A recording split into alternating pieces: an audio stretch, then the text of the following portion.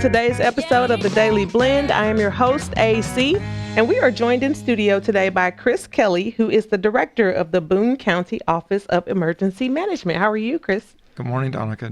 Doing well this morning. It's good to have you here. Thank you for having us. Oh, absolutely. Happy to have you here. I know this is important stuff, and we are ready to jump right let's get into some emergency management things. You know, the biggest thing for a local emergency manager is the stressing of preparedness before disaster strikes. And we have a campaign here.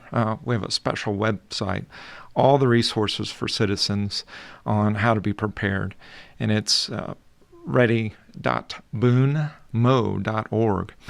The biggest thing, Donica, is the first thing, be informed. On this webpage, you can sign up for text alerts for National Weather Service alerts that affect Boone County, so you get those warnings. Also, you can sign up for traffic crashes, so you can avoid that late arrival to where you're going. In addition, we want folks to build a kit, right? A preparedness kit is huge. We look at disasters and after actions, and the biggest thing is we need folks to build 3 days of non-perishable food, water, medication, extra cell batteries, and let's not forget about our pets, our cats, our dogs, enough water, food, medication for them for 3 days.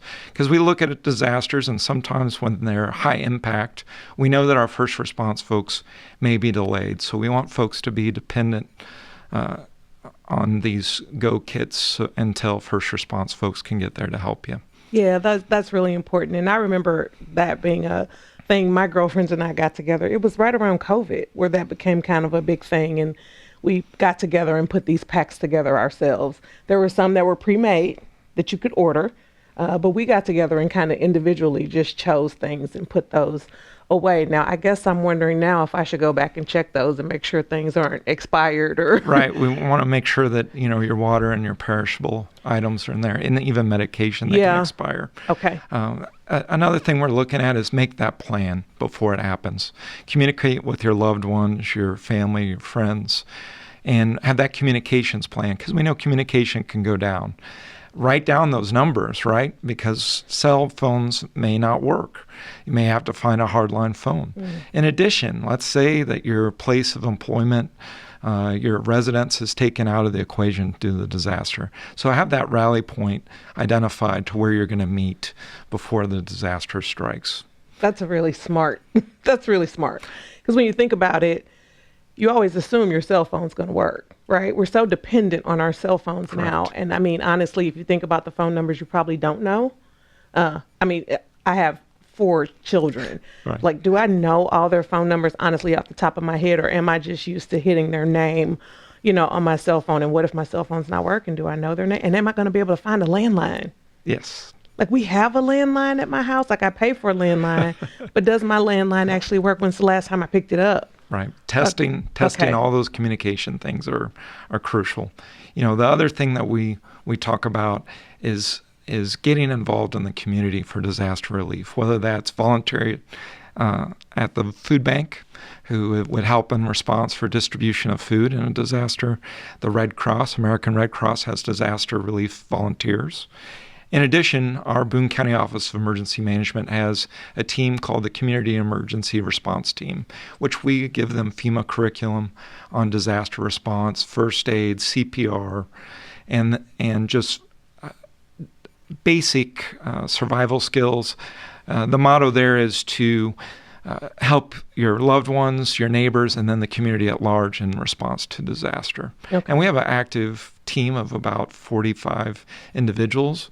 We meet monthly with these individuals. They help us in the Emergency Operations Center. They help us at parades. They'll be upcoming at the Juneteenth parade for traffic control and see something, say something if there's some kind of hazard at the parade. So this is a great volunteer opportunity to get involved and be responsible and be prepared to help your fellow citizen before disaster. Okay, and those are all volunteer opportunities that I'm sure we can find on your website. Yes, the webpage, our Boone County Ready webpage. In addition, September, we'll have our annual Boone County Ready Festival at the Cosmo Park. It'll be September 18th from 4 to 8 near the Lamb Shelter. There we'll have all our disaster relief, first response partners there. It's kind of preparedness month identified by the federal government every September. So we want folks to stop by. We'll have a band. The first 200 folks will get a free go bag, that kind of kit that we just spoke of.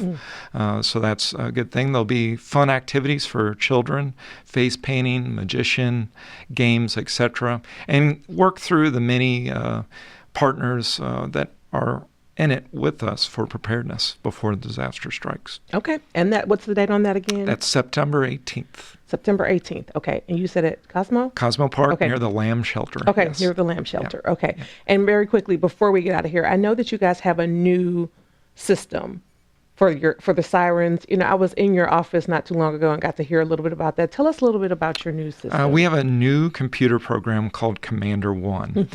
It will alert the sirens only in the areas that are being warned for a tornado warning within where the Weather Service has forecasted that to impact. Okay. So we don't have over alerting to citizens. It will only sound those sirens within that geographic area, which is warned by the National Weather Service. Okay. And it's a computer program. There's a human backup to that. If the computer fails, then we have our joint communications partners that will physically sound the sirens through the traditional north, central, and south zones. Yeah. Okay. Because that was something I did not know. I did not realize that there were different zones. Right? I thought, oh, well, when the sirens go off, they go off everywhere. I did not realize. So I learned something new. We definitely don't want to have message fatigue here in Boone County. And so that's a nice piece of technology that we've invested in to prevent that over-warning fatigue. Yeah, I appreciate it. Well, Chris, thank you so much. I feel more prepared just after this conversation. I'm going to go home and check my kit, make sure it's still in good, and I'm going to check my landline as well. Thank you so much, Chris, for being here. Thank you, Doc.